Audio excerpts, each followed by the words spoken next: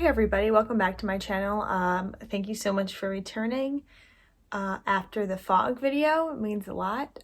So that is something that happened. If you don't know what I'm talking about, that's fine. Please ignore what I'm saying. Don't look into it. I want to start out this video by showing this Romeo and Juliet meme.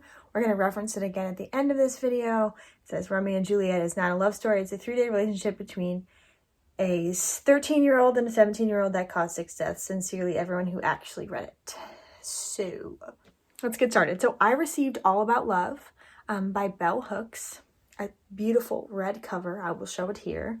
I do not have it because it is from the library of a friend. And I don't know what it is, but I think borrowing something from a friend that they said that they think that you would like just has this special connection and automatically makes you think more highly of the book, perhaps, or take it more seriously. Maybe it's just me. I also feel like there could be research on that, though, already existing.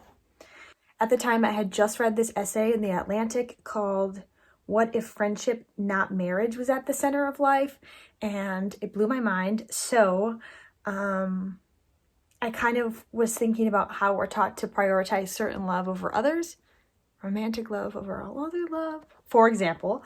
And so I think a book about love, not a self-help book, but a critique about how love functions within our society and lives was the logical next step for me in my journey to understanding love.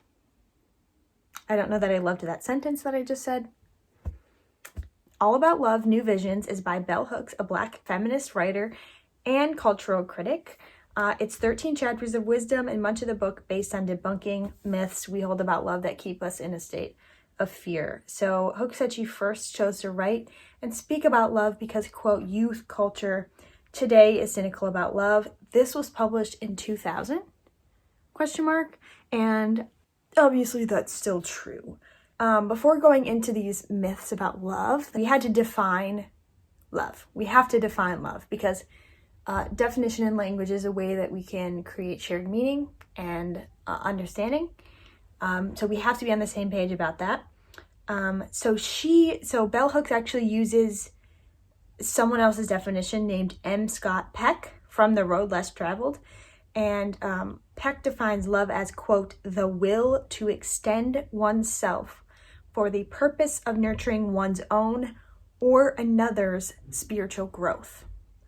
Everything I say in this video, whenever I say love, it's going to be with a capital L, and it's going to refer to that exact definition. I'm going to talk about other words that we may mistake for love as well. Myth number 1. Love is a feeling. What? Love is a feeling, you say. But capital L, love, is not a feeling. Feelings are fleeting, and they're unsustained, and they're impermanent. Love, instead, is an action. Love is a choice.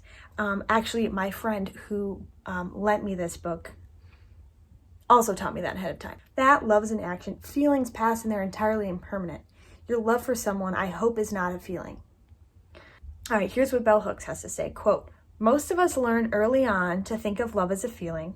When we feel deeply drawn to someone, we affect with them. That is, we invest feelings or emotion in them. That process of investment, wherein a loved one becomes important to us, is called cathexis. In his book, Peck, the dude we were talking about earlier, who defines love with capital L, rightly emphasizes that most of us, quote, confuse cathecting with loving. So that's like your first, don't confuse these two of the video. The Oxford Dictionary defines cathexis as, quote, the concentration of mental energy on one particular person, idea, or object, especially to an unhealthy degree. So it's a concentration of mental energy. It's not the same as love, which is, willingly participating in growing yours or another's spiritual growth. So calling it love, when really it's cathexis, or rather it's attraction, or lust, or just plain overthinking or thinking of a person a lot, calling all of those things love is something I see all the time. It's inaccurate and can really mess us up in the head. You know what? But love is a thing that's easily confused. I admit I think we all admit, because we don't all have that same foundation or definition of love that I quoted. We don't share that definition, and therefore it's all over the place, which you could say that about a lot of different words, I suppose, but love, I feel, is a very important one. So yeah, because we don't have that same foundation, we don't really, we say that we don't really know what love is, and we assume that love is undefinable and that it's a feeling. So that's myth number 1. Myth number 2, love is a mystery. Here's some headlines of different articles or Google results I found when I was Googling love mystery, or love is a mystery. Quote, love is the greatest mystery. Love remains the mystery of life. Why love is the only mystery that matters. Why is love so mysterious? Love is not a mystery, says Bell Hooks on page 95 of All About Love New Visions. Here's why. I found a different quote. This is from Elizabeth Bourgeret. She says, love is not really a mystery. Is not really a mystery. It is a process like anything else. A process that requires trust, effort, focus, and commitment by 2 willing partners. I don't know what's so mysterious about trust, effort, focus, and commitment. Does anyone else know why that's mysterious? Also, let's go back for a second. I forgot to say that another thing that Bell Hooks talks about a lot is sort of the recipe of love. You have to have all of these elements of love in order for it to be love. So let me just go through the elements quick, because you'll start to hear those words in this video, I think. She calls them the dimensions of love. They're the essential ingredients to the recipe of love, if you will. These are care, commitment, trust, responsibility, respect, and knowledge. All must be present to be love. Care. Is care mysterious? I just don't know that care is commitment, trust, responsibility, respect, and all. None of those things, they're not mysterious. Those are the ingredients of love. And I have another quote. Clinical psychologist and author Sue Johnson says, I think it's absolutely disastrous for us to keep defining love as a big mystery. ... We are all longing for it, and it's just kind of not so poetic and fun anymore to define it as slightly out of reach and sort of only magical. It's getting old. Love is a mystery, love is magical. It's getting old, guys. All right, myth number 3. Love will solve all of our problems. If I just had a partner, then blah, blah, blah, blah, blah. As Hook says, many of us believe our difficulties will end when we find a soulmate. Love does not lead to an end to difficulties. It provides us with the means to cope with our difficulties in ways that enhance our growth. That other stuff of life, the difficulties, that's not going to go away because there's this other person here. The other stuff, that's just life. It's existing. But for some, a partner may make the other stuff more bearable sometimes. Next thing we got, myth number 4, and this is another one about language. So it says, romance, care, and affection are all the same as love. Not true. Those are all their own words with their own definitions. Bell Hooks says, quote, a lack of sustained love does not mean the absence of care, affection, or pleasure. Those things can still exist without there also being love. There can be affection without love. There can be pleasure without love. Also, romance is not love. Affection is not the same as love. In fact, there can be affection without love, like I said. How is that possible? Well, affection is actually defined as a gentle feeling of fondness or liking. You can feel affection for your coworker because you like them, you're fond of them. Doesn't mean you love them with a capital L and you're, maneuvering headed toward spiritual growth with that person. Don't confuse the words. Start looking them up and using them more precisely. I think it's going to help. And also Diane Ackerman, I'll put her credentials on the screen. She said this about love. Without a supple vocabulary, we can't even talk or think about it directly. Precisely, Diane. Okay, number 5. And I'm not going to get into this one a ton, so just take Bell Hooks' quotes as the truth, okay?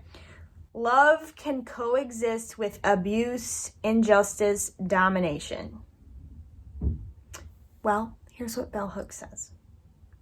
There can be no love without justice, And she also says it in another way. Without justice, there can be no love. And she also says, page 98, domination cannot exist in any social situation where a love ethic, love, prevails. All right, moving on to number 6. Myth number 6. Romantic love should be prioritized over all other love. Family should be prioritized over friend love.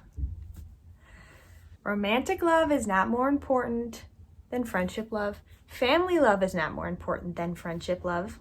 Hook says, most men and women born in the 50s or earlier were socialized to believe that marriages and or committed romantic bonds of any kind should take precedence over other relationships. Page 163.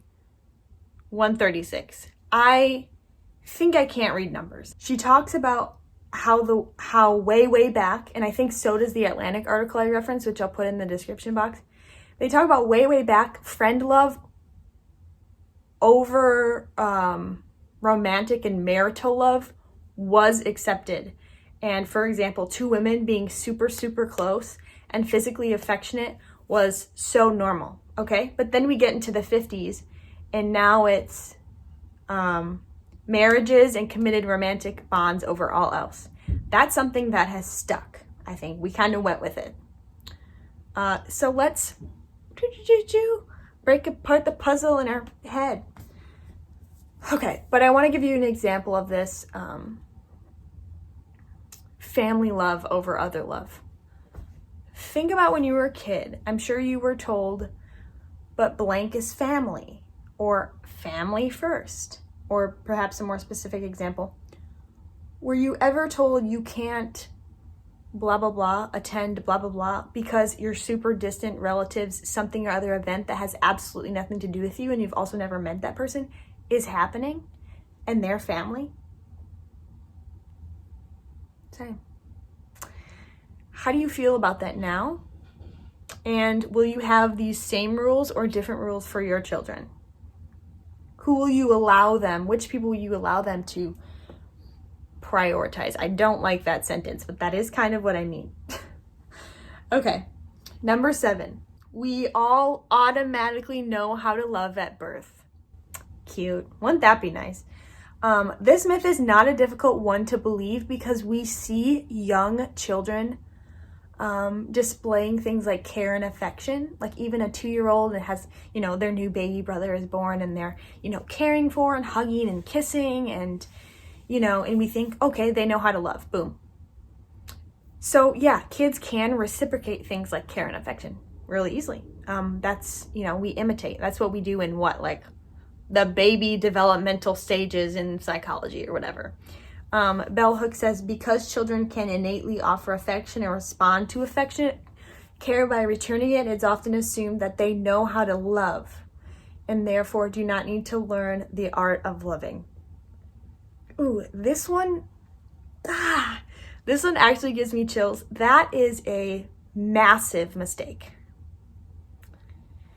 Assuming that children can love in this way. That is a massive assumption to make. But I get why it's made. Children, they're really out there tricking us. We think they're great at that. And then I also wanted to quote, because Bell Hooks actually quoted Elizabeth Wurtzel in here, which if you watched my top 9 books of 2020, you would have heard of Prozac Nation by Elizabeth Wurtzel, or maybe you heard of it before that. She's a journalist and she struggles with mental health. She now passed away. But she said, none of us are getting better at loving. We are all getting more scared of it. Yeah. Felt that. All right. Number 8. Love at first sight is real. I just wanted to end with this one because it's so fun. And after watching the many minutes that you've already watched or listened to, you'll already know how to debunk this yourself. I think we've equipped you with, definitions and logical formations that allow you to be able to understand that this is a myth, a pervasive one at that. So by definition of love, refer back to the beginning of the video. you cannot, capital L, love someone at first sight. That's like, by definition, there's no possible way. You can feel an attraction or an interest or a chemistry or an excitement around someone. You cannot love at first sight. It makes no sense. And I also love this one because it reminds me of reality TV shows like The Bachelor. And just after watching this video, go watch The Bachelor and see the times that they say things like love and other things. I think that'd be so fascinating. I would love to see bell hooks sit down and just tear it apart. But anyway, none of that is love. Okay? None of that is love at its true definition. None of it. And the exception would be any relationships that have lasted or remained and they still have that, meet that definition of love or have all of those aspects, trust, commitment, you know. So finally, I want to circle back to the Romeo and Juliet meme because I find it really fun. Now that you know all this, Romeo and Juliet is not a love story. Go back and read it and point out all of the reasons that is not a love story. Perhaps it's a story of cathexis. Or attraction, fatal attraction, perhaps. If you had one single takeaway from this video, it said if these types of topics interest you, go read Bell Hooks, All About Love right now. Purchase it and dive into it. It's one of those books that it's timeless, so gotta check it out. And then also, man, I didn't reference this in my introduction. Happy Valentine's Day. Hey guys, guess who? It's me. I filmed this video about midweek, and then Taylor Swift's Love Story came out. I was kind of going through the lyrics of Love Story in my head. It was like, Romeo, take me somewhere alone, I'll be waiting. And I'm like, oh, this isn't bad. Like, you know, she's just not saying love anywhere. And then I said, oh, wait, like, she says it's a love story. Taylor, just know that that's not right, but you do, you know, play into the myth really well and use like the power of mythos in your persuasion about the story of Romeo and Juliet because, you know, mythos is connecting through culture and like shared stories. So this is a story that we all believe, as do you. Logically, though, it's not accurate. So, anyway, Taylor.